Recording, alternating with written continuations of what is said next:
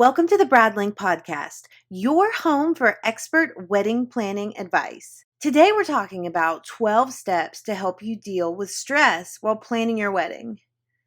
Planning a wedding is really stressful. Not only are you blending families, managing finances, maybe moving into a new place, and also making a huge commitment, you also actually have to plan a wedding. And that can overtake a lot of time in your personal life, interfere with business, make relationships really stressful, and overall tend to be a pain if you don't know how to manage stress correctly. So, today we're giving you 12 tips just to help you manage a little bit of your stress so you can actually enjoy your wedding planning experience.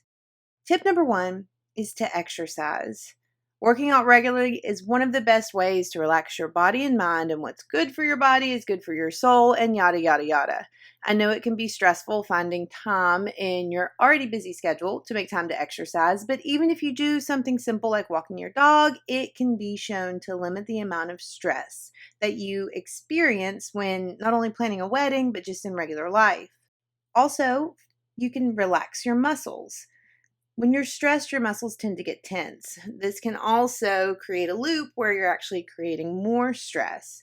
If you can think of different ways to relax your muscles, from taking a bath, using a heating pad, stretching, or even just trying to sit there in your chair at work and relax, making sure that you can relax your muscles will help you feel a little bit less stressed. Now, let's say you don't have time to take a bath and relax. Even if you could do tip number 3, which is just deep breathing, that can help you feel some instant stress relief. And if you do it routinely, it can help the stress that you feel overall. Also, eating well can help you deal with stress. Now, you're not going to eat like a piece of carrot or broccoli and instantly feel de-stressed, but if you do manage a more healthy diet, you're more likely to be able to deal with stress effectively. Now, the next tips are more about the way that you work and how you plan your life. Tip number 5, if you're dealing with stress, would be to slow down. See if there's anything that you can maybe not plan right now. See if there's anything you can put off for later. See if there's anything that you can deal without. And try to slow down and make a little bit more time for yourself. Tip number 6 would be take a break. Take a break from wedding planning. If you can deal without it for a few days, that's definitely something you should make time for. Stay off of Pinterest. Don't talk about your wedding with anybody. Just don't even deal with it for a few days and let everything else in your life take place accordingly. Making sure that you take time for yourself and to not deal with your wedding can help you get back to normal and maybe spend a little bit of time with your fiance and help you remember why you're getting married in the first place. Tip number 7 would be to make some time for your hobbies. Doing something non wedding related can really de stress you and make you get back to normal life. Making time for normal hobbies can make you feel, well, normal. And it's important to take time for yourself. Tip number 8 would be to talk about your problems. So, if you're having any issues with weddings, especially when you're dealing with emotional issues or family drama, talking about these issues either with the person that you're having conflict with or just somebody that will listen can help you deal with your problems and manage your stress a little bit better. Tip number 9. This is when we try to get into real planning mode. Write down everything that you need to do.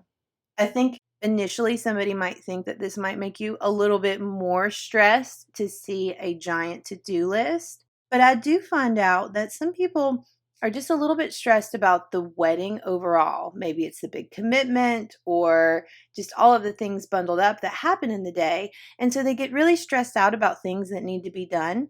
But when they write a list down, it's really not that much to do. This usually happens closer to the event where there's not a lot of left to do on your to-do list, but you're still feeling a lot of stress for some reason. Writing down everything you need to do can make you try to figure out if your list is really that long.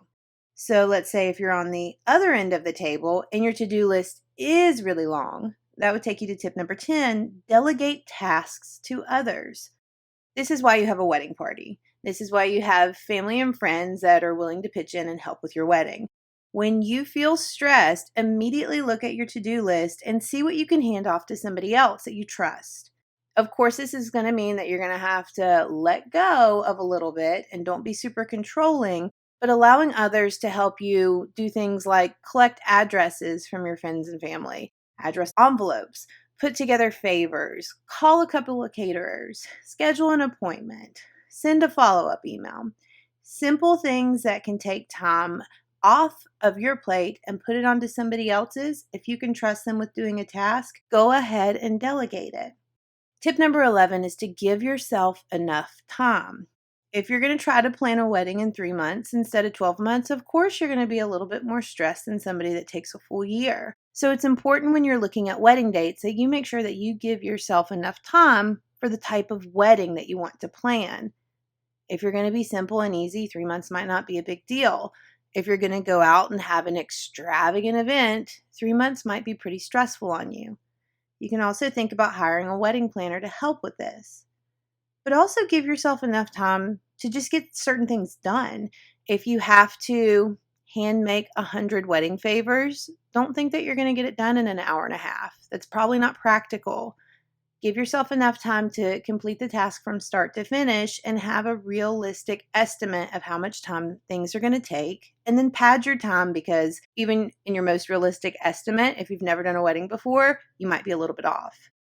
Tip number 12, cut out things that don't matter. As a wedding planner, I love all of the little Pinterest details and the cute little photos that you see. But in all honesty, the most important thing that happens on your wedding day is that you get to marry your fiance. Anything past that is just extra.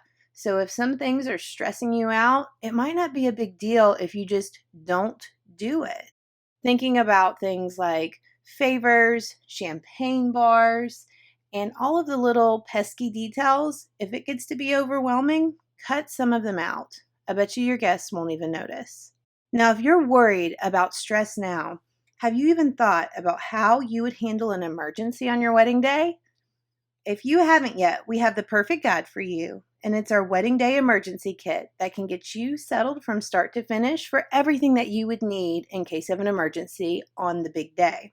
You can download this with the link below. And for more expert wedding planning advice, follow us at the Brad Link.